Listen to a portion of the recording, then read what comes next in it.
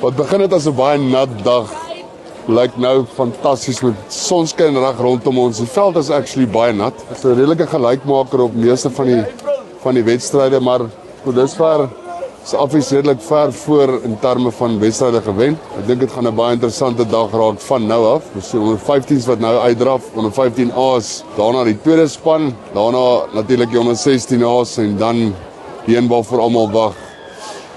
Garsfontein is op 'n fantastiese plek in hulle rugby vir hierdie tyd van die seisoen. Affies 'n bietjie gesukkel tot nou toe. Ek dink hierdie twee skole tradisioneel lewer altyd 'n goeie wedstryd op. So ons verwag 'n absolute titaniese stryd. As jy nog nie by Garsfontein is nie, klim in jou kar, kom so gou as moontlik hier. Net so by enige ander skool in jou omgewing, gaan na gym toe, gaan ondersteun gym teen Grey, gaan ondersteun in Appington waar die manne teen Diamantveld speel. Kom in julle gemeenskappe uit, gaan ondersteun die mense. Wees die blindsiders wat ons almal streef om te wees. Ondersteun die sport vir wat dit is en kom ons maak die gemeenskappe sterk om rugby in Suid-Afrika by skole. Dankie, sien julle later.